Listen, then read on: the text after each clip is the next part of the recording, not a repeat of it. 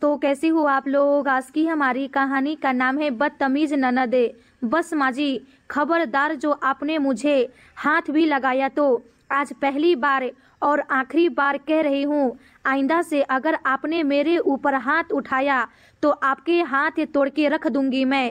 इतना सुनते ही निर्मला जी चीखने लगी, चिल्लाने लगी, रोने लगी। हाथ पकड़ा, बहू ने मेरा हाथ पकड़ा। निर्मला जी के रोने की आवाज सुन उनके पति राजेंद्र जी भागते हुए आए। अरे क्या हो गया, क्या हुआ, देख नहीं रहे हो? तुम्हारी लाडली बहू ने मेरा हाथ पकड़ लिया, बदतमीजी कर रही है मेरे साथ। इसकी इतनी हिम्मत, आने दो आज आलोक को। आज शाम को मैं इसकी सारी ऐठन ढीली करवाती हूँ। नाक रगड़ के माफी ना मंगवाई तो मेरा नाम भी निर्मला नहीं। बवाल बढ़ता देखे, नेहा कहती है, माँ मुझे लेट हो रहा है, मैं जा रही हूँ। अरे नहीं, अब तो तू और भी नहीं जाएगी। बेटी रुक जा, तू ससुराल से इससे मिलने के लिए आई थी ना, ये करी इसने तुम्हारी इज्जत।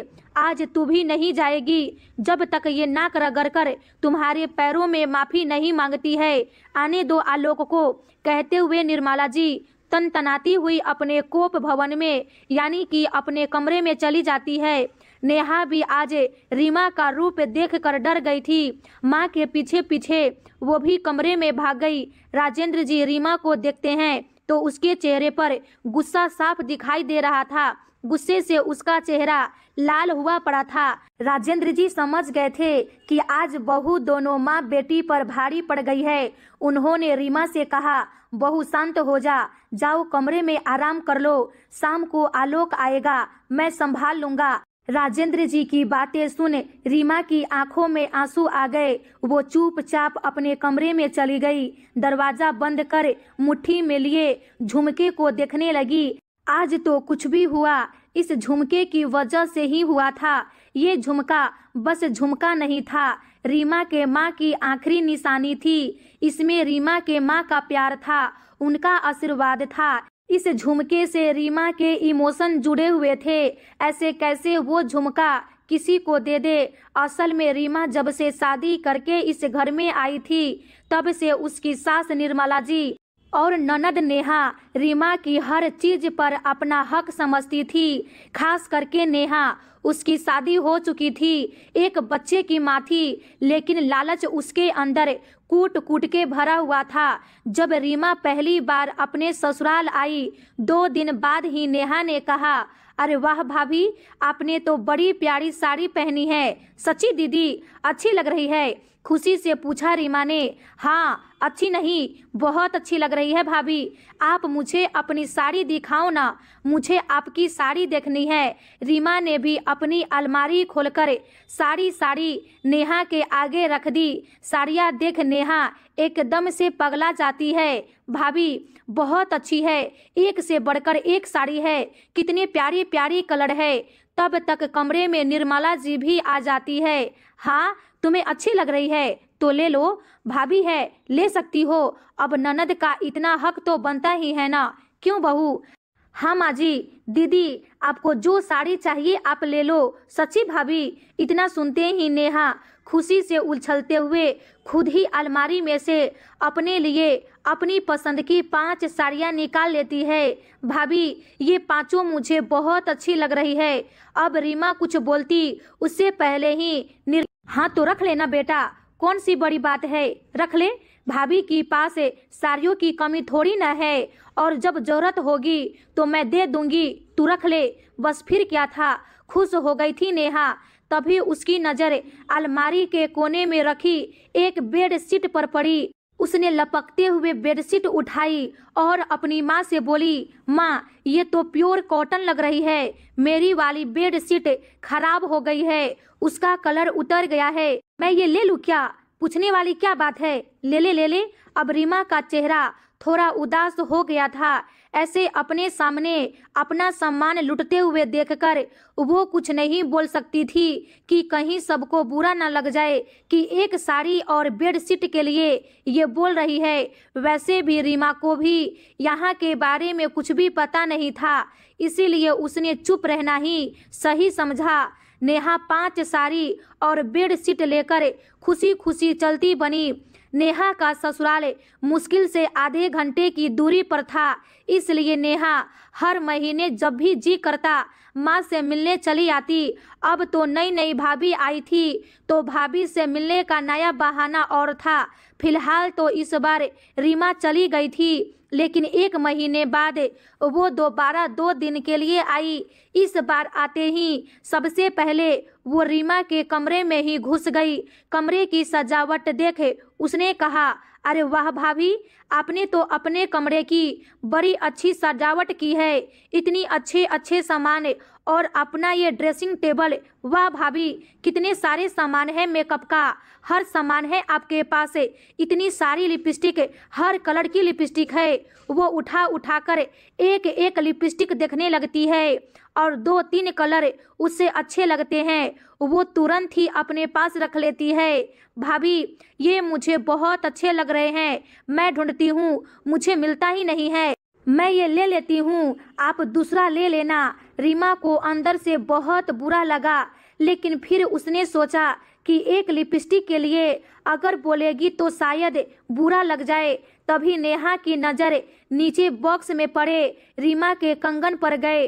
वाह भाभी, आपने तो बड़े ही प्यारे प्यारे कंगन लिए हैं। भाभी, ये सब आपने खरीदा है? नहीं दीदी, ये सब कुछ मेरी माँ के पसंद का है।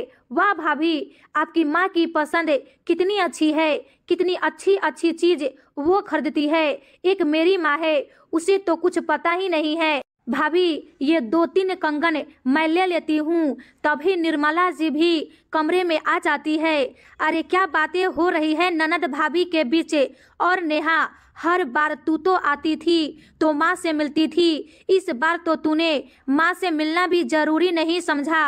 अरे क्या माँ, तू भी देखो ना, भाभी ने अपने कमरे की कितनी अच्छी सजावट कर रखी है। और ये देखो कितनी प्यारी प्यारी लिपस्टिक है, कितने सुंदर सुंदर कंगन है।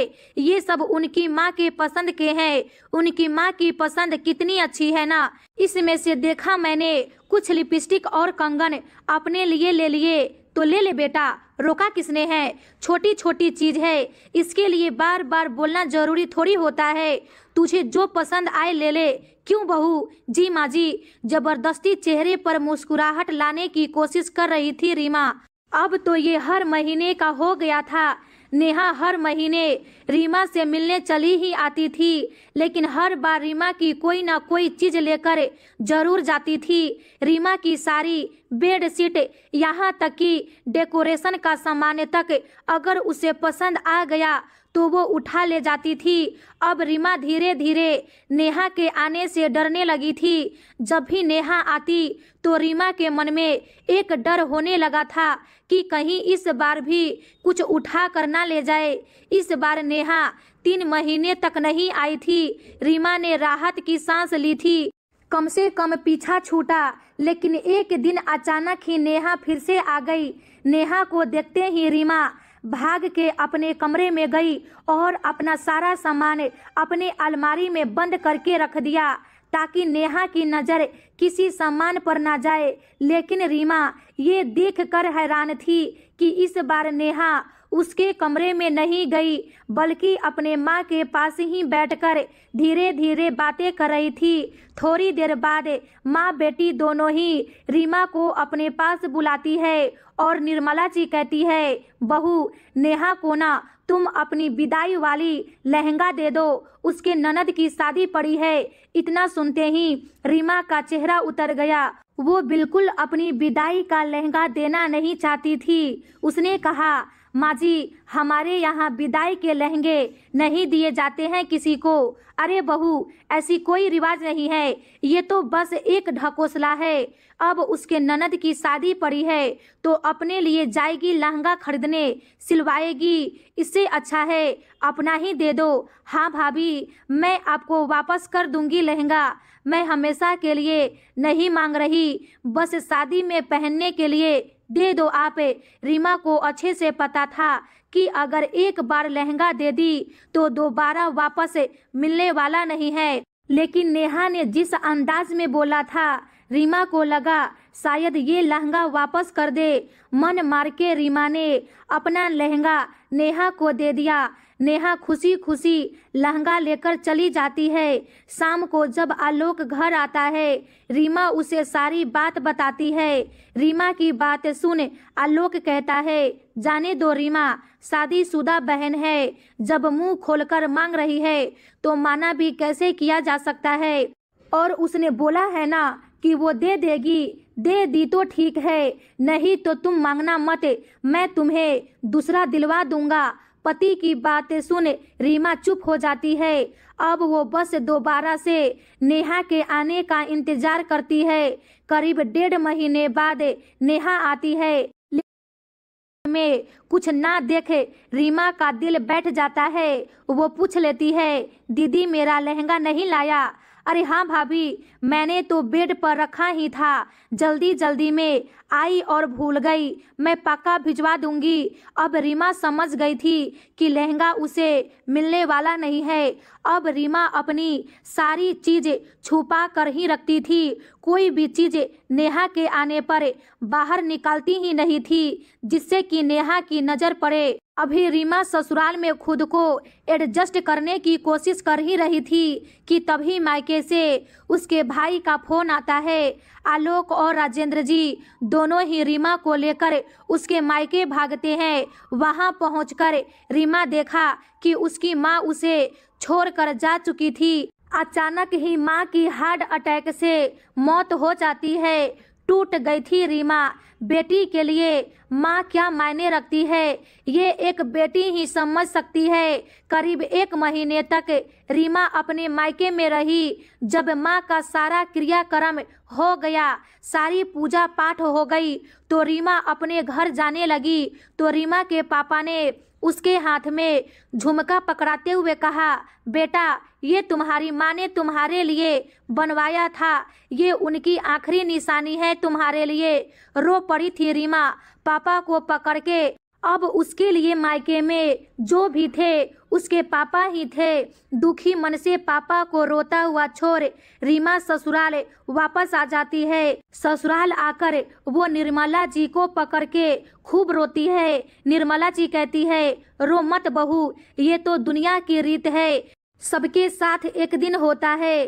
पहली बार सास का प्यार पाकर रीमा और भी रोने लगी थी। निर्मला जी ने रीमा को समझाया, शांत कराया। अगले दिन रीमा निर्मला जी के पास अपने पापा का दिया हुआ माँ की आखिरी निशानी झुमके लेकर जाती है और कहती है, माँ जी ये मेरी माँ मेरे लिए बनवाया था, ये उनकी आखिरी निशानी है। कहते हुए एक बार फिर से रो पड़ी थी रीमा। झुमका काफी वजनदार और बहुत ही खूबसूरत डिजाइन था। निर्मला जी झुमका देखते ही खुश हो गई और रीमा से बोली, बहू तुम्हारी माँ तुम्हें बहुत मानती थी और उनकी पसंद भी बहुत अच्छी थी, सच में बहुत अच्छा झुमका बनवाया है उन्होंने। रीमा बेचारी खुद को घर के कामों में लगाकर माँ को भूलने की कोशिश कर रही थी। इसी बीच नेहा रीमा को सांत्वना देने आई और बातों ही बातों में निर्मला जी नेहा को बता देती है झुमके के बारे में। रीमा भी तुरंत बोली, हाँ भाभी, आपकी माँ ने आपको झुमके दिए थे, मुझे नहीं दिखाएंगी? क्यों नहीं दीदी, जरूर दिखाऊंगी। कहते हुए रीमा झुमका निकाल के ले आती है। झुमका देखते ही नेहा की नीयत बदल जाती है। वो झुमके को बड़े ही ध्यान से देखती है, खुद के कानों में लगा लगा के देखती है और अपनी माँ से कहती है, माँ देखो कितने अच्छे लग रहे हैं ना ये झुमके। निर्मला जी बेटी की हाँ में हाँ मिलाते हुए बोली, हाँ बेटी, ये तो सच में बड़े अच्छे लग रहे हैं और तेरे चेहरे पर तो और भी खिल रहा है। सच्ची माँ, माँ सच में ये बहुत प्यारे झुमके हैं, मैं इसे रख लूँ क्या? हाँ बेटा, पूछने की क्या बात है, झुमके ही तो है, दूसरे बन जाएंगे इसी डिजाइन के, तुम्हें चाहिए तो तुम ले लो। लेकिन भाभी ये उनकी माँ की आखिरी निशानी है, मैं कह रही हूँ ना, तुम्हें अच्छी लग रही है तो तुम ले लो। भाभी ने आज तक कुछ कहा है कि नहीं देगी? क्यों बहू? नहीं माँ जी, बिल्कुल भी नहीं, ये मेरी माँ की आखिरी निशानी है, इसके साथ मेरी यादें जुड़ी है, मैं इसे नहीं दे सकती। दीदी मेरे झुमके वापस करो। कहते हुए रीमा नेहा के हाथ से झुमके ले लेती है। नेहा अपनी माँ की ओर देखने लगती है। आज नेहा को अपनी बड़ी बेइज्जती महसूस हुई। उसने माँ से कहा, माँ ये भाभी को क्या हो गया है, कितनी बुरी तरह से मेरे हाथ से झुमके छीन लिए। बहू ये क्या बदतमीजी है, भूल गई तुम किसके सामने खड़ी हो, कहाँ खड़ी हो, चलो झुमके वापस करो। बिल्कुल नहीं माँ जी, किसी भी कीमत में नहीं, ये मेरी माँ की आखिरी निशानी है और क्यों दूं मैं इनको हर चीज अपनी। आज तक आप लोगों ने जो कुछ भी कहा मैं देती गई, मैंने कुछ भी नहीं कहा, लेकिन अब और नहीं। ये झुमका तो तुम्हारी इतनी हिम्मत, एक तो तुमने ससुराल से आई हुई ननद के बेइज्जती की, उसके हाथ से झुमका छीना, दूसरी मुझसे जबान लड़ा रही हो। रुक जा, अभी सबक सिखाती हूँ तुझे। कहते हुए निर्मला जी जैसे ही रीमा को मारने के लिए हाथ उठाया, रीमा ने उनका हाथ पकड़ लिया। खबरदार माँ जी, आइंदा से मेरे ऊपर हाथ उठाने की कोशिश भी की तो जितना बर्दाश्त करो आप लोग बर्दाश्त करवाती रहती हो। कहते हुए निर्मला जी का हाथ झटक देती है। तिलमिला उठी थी निर्मला जी। बहू तुम्हारी इतनी हिम्मत, तुमने मेरा हाथ पकड़ा, चिखने लगी, चिल्लाने लगी तो राजेंद्र जी भागते हुए आते हैं। अरे क्या हुआ, इतना तेज क्यों चिल्ला रही हो, अरे क्या होगा, आग लग गई घर में, बर्बाद हो गया पूरा परिवार। तुम्हारी लाडली बहू ने नेहा की बेइज्जती की और मेरा हाथ पकड़ लिया। आने दो आज शाम को आलोक को, आज फैसला हो के ही रहेगा। आज मैं इसकी नसें ढीली करके ही रहूंगी। इसने मेरा हाथ पकड़ा, इसकी हिम्मत कैसे हुई मेरा हाथ पकड़ने की। कहते हुए अपने कमरे में चली गई। निर्मला जी माँ का गुस्सा देखे नेहा भी डर जाती है। वो भी भागकर माँ के कमरे में जाकर बैठ जाती है। सुबह से शाम हो गई, ना कमरे से निर्मला जी बाहर निकली, ना ही रीमा निकली। रीमा के हाथ में अभी भी अपनी माँ का झुमका था, आंखों में आंसू थे। उसे भी आलोक के आने का इंतजार था। आज वो भी आलोक की फैसले को सुनना चाहती थी। जैसे ही शाम को आलोक आता है, वैसे ही निर्मला जी अपने कमरे से बाहर निकलकर चीखते हुए कहती है, अरे बेटा अब तो तू मुझे मार दे, जहर दे दे थोड़ा सा, इतनी बेइज्जती से तो अच्छा है कि मैं मर जाऊं। क्या हुआ माँ, क्या हो गया, अरे ये पूछो कि क्या नहीं हुआ।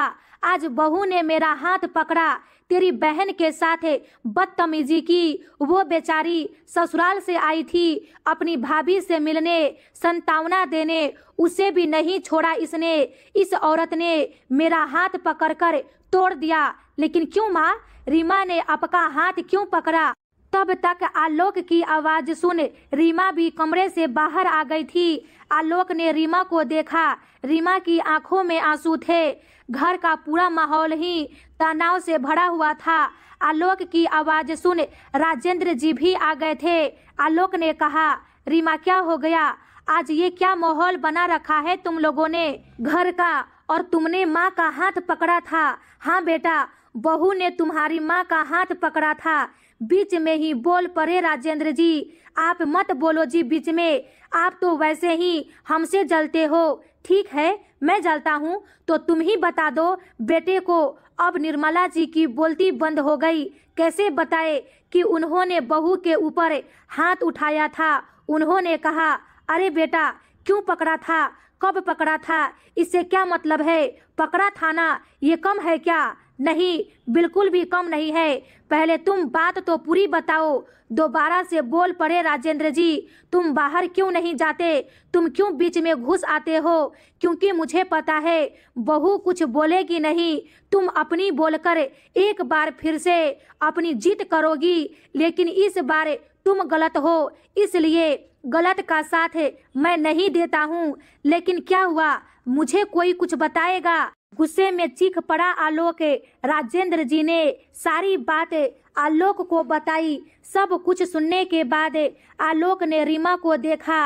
रीमा की आंखों से लगातार आंसू बह रहे थे।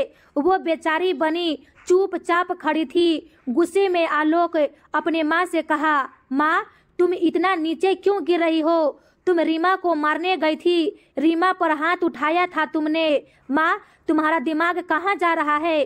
दिन प्रतिदिन अगर तुम्हें रीमा से इतनी ही तकलीफ है तो मैं उसको लेकर घर छोड़ दूं, फिर शांति से रहोगी ना? इस घर में अकेली रहोगी। निर्मला जी ने कुछ भी नहीं बोला। यहाँ तो उनका पासा ही पलट गया था। बेटे का गुस्सा देख शांत रह गई थी। तभी आलोक की नजर नेहा पर पड़ी। वो नेहा के पास जाकर चीखते हुए बोला, नेहा तुम्हें किस चीज की कमी है जो तुम इतना नीचे गिर गई हो? तुम्हें रीमा की हर चीज पसंद आ रही है। भिखारी वाली हालत कर रखा है तुमने। हर चीज हमने नहीं दिया। किस चीज की कमी है तुम्हें? वो मुझे बताओ, मैं ला के दूंगा।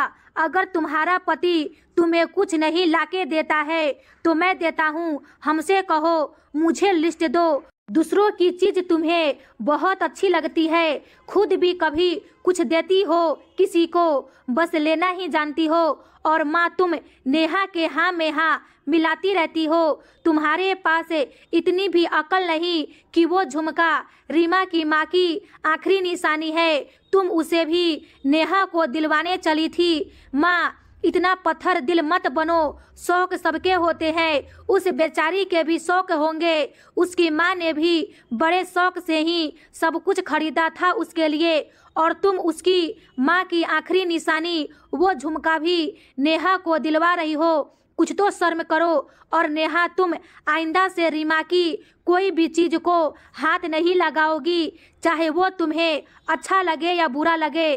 तुम्हें जिस चीज की जरूरत होगी मुझे बता देना, मैं खरीद के दे दूंगा। लेकिन रीमा की एक भी चीज तुम्हें नहीं छूनी है, नहीं तो फिर सोच लेना। कहते हुए आलोक गुस्से में रीमा को लेकर कमरे में चला जाता है। आलोक की डांट सुनकर दोनों ही माँ बेटी अपना सा मुंह लेकर खड़ी रह गई थी। आज नेहा को अपनी बड़ी बेइज्जती महसूस हो रही थी। रीमा आलोक को पकड़कर रो पड़ती है। कम से कम माँ के जाने के बाद आलोक तो है ना जो उसे समझते हैं, उसकी भावनाओं की कदर करते हैं। अब उसे अपनी सास ननद की बिल्कुल भी चिंता नहीं थी, क्योंकि अब रीमा अकेली नहीं थी। रीमा के साथ उसके पति आलोक और उसके ससुर राजेंद्र जी भी थे। और वैसे भी इतनी बेइज्जती के बाद अब नहीं लगता कि माँ बेटी ऐसी कोई भी हरकत करेगी। तो दोस्तों आशा करती हूँ ये कहानी आप लोगों को अच्छी लगी हो, तो प्लीज़ वीडियो को